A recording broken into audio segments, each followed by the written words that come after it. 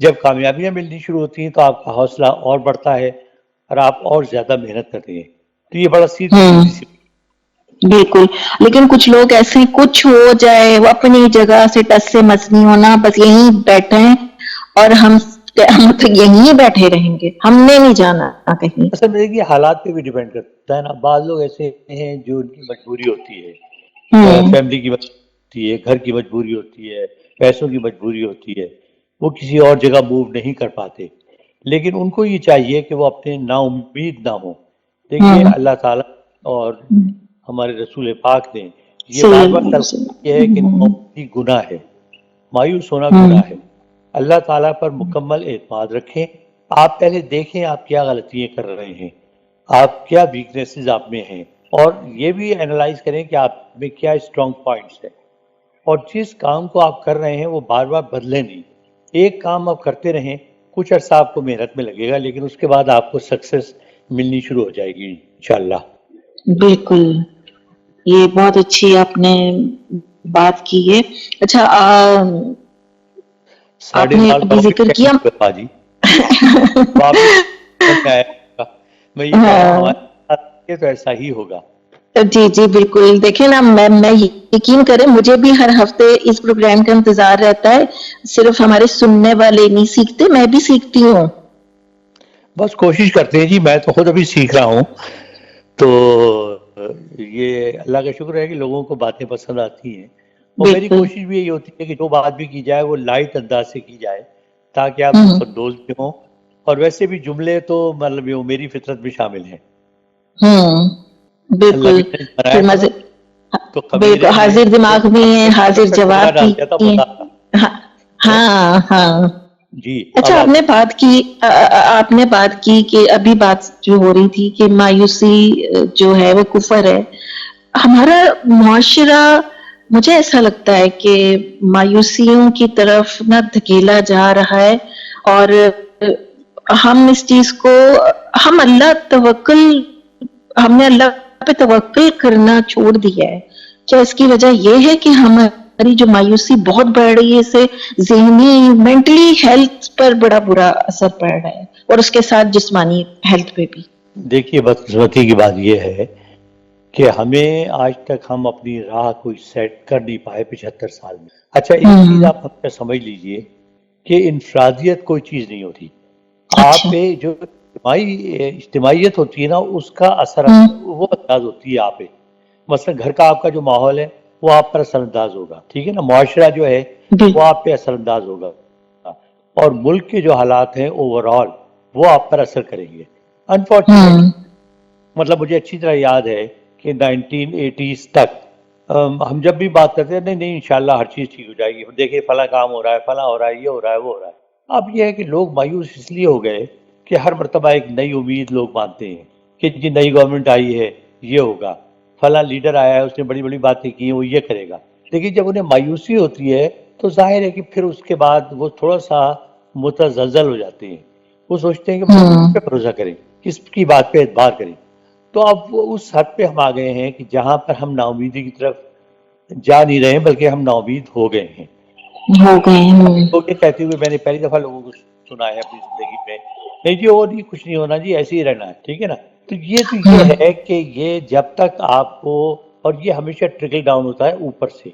اگر آپ یہ سوچیں کہ لوگ خود بخود بدل جائیں گے, وہ نہیں ہو سکتا.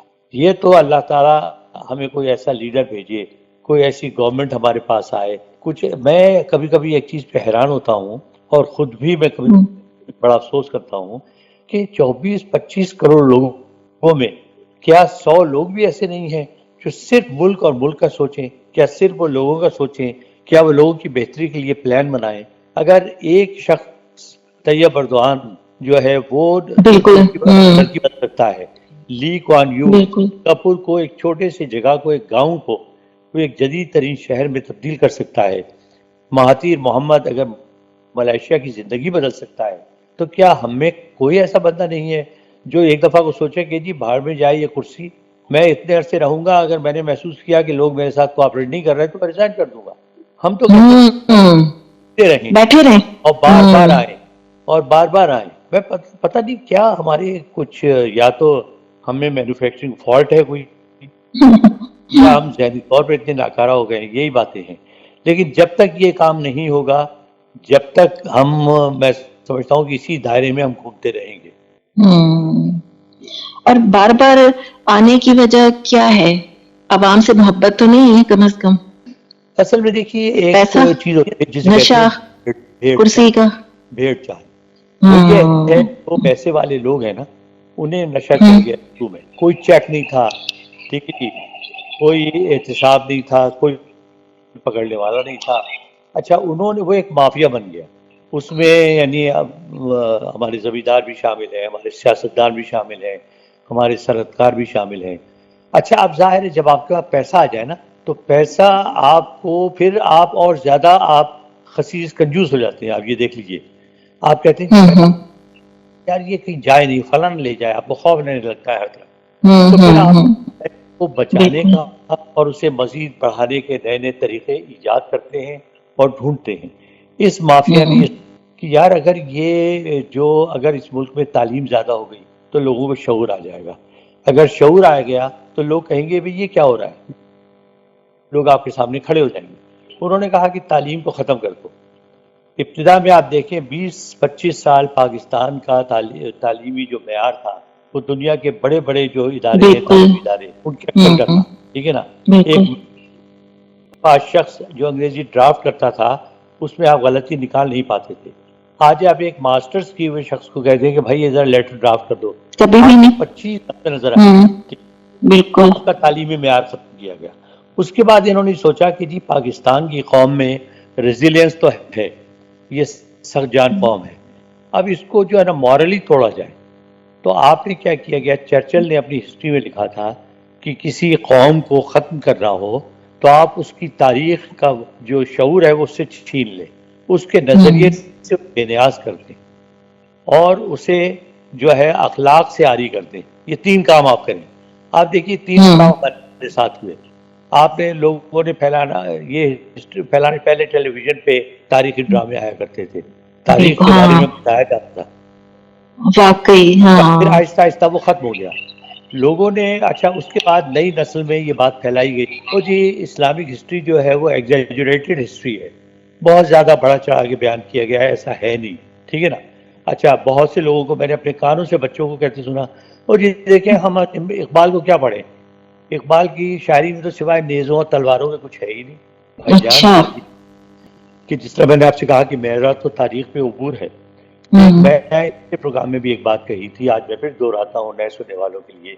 آپ مجھے صرف یہ جسٹیفائی کر دیں کہ دنیا میں آپ کوئی قوم ایسی بتا دیں جو 400 سال میں وہ 3/4 دنیا کی حکمراں بن گئی ہو. اسلام، عرب دیکھیں عرب کے ریگزار تھے، نہ ان کے پاس پہننے کے کپڑے ہوتے تھے، نہ ان کے پاس جدید ہتھیار ہوتے تھے. یہ قوم عرب کے ریگزاروں سے اٹھی، ٹھیک ہے نا. اس نے قیصر اور کسریٰ جو روم اور یونان جیسی جو سلطنتیں ہیں ان کو زمیں بوس کر دیا. اس نے ایران جیسی سلطنت جس کا 1000 سال سے جس کا دنیا پہ راج تھا اس کو اس نے نیست و نابود کر دیا. اچھا اس کے بعد ہر جگہ ان کے اپنے حکمراں رہے. یہ نہیں ہوا کہ وہاں سے آ گئے ہو تو جی وہاں بغاوت ہو گئی یا لوگ جو ہے واپس چلے گئے. لوگوں نے اسلام اپنی مرضی سے قبول کیا. یہ انگریز کہ اسلام تلوار کے زور سے نہیں پھیلا. تو آپ مجھے بتائیے اتنی تیزی کے ساتھ مسلمان کیسے پھیلے؟ ظاہر ہے ان کا جذبہ، ٹھیک ہے نا، ان کی محنت، جدوجہد، ان کے اتحاد، ان کی یکجہتی اور ان کا یہ عزم کہ ہم اسلام کے لیے یہ کام کرنے جا رہے ہیں، ہم اسلام کا پرچم سربلند کرنے کے لیے جا رہے ہیں، ہم اللہ کی راہ میں لڑنے کے لیے جا رہے ہیں. اس کا صلہ اللہ تعالیٰ نے دیا، ٹھیک ہے نا. تو اب آپ اگر آج مذاق اڑائیں، آپ نئی نسل کو نہ بتائیں تو بس اس سے زیادہ شرم کی کوئی بات ہے نہیں. اچھا ایک زمانے میں ہٹلر بڑا لڑکوں میں بڑا مشہور تھا اور اس کی تو اسی انداز میں وہ سلوٹ کرنا اور کرنا. آپ کے نزدیک ہٹلر کی کیا پرسنالٹی تھی؟ دیکھیے ہٹلر جس وقت سیاست میں آیا، ٹھیک ہے نا، اس کو یہ معلوم تھا کہ فرسٹ ورلڈ وار میں جرمنی کو بڑی مار پڑی ہے، قوم زیادہ تھی، حالات اچھے نہیں تھے، اکانومی بہت بری تھی. اس نے کیا کیا، اس نے نوجوانوں کو اٹریکٹ کرنے کے لیے نعرہ لگایا کہ ہم جرمنی کو دا گریٹ جرمنی بنائیں. اچھا. یہ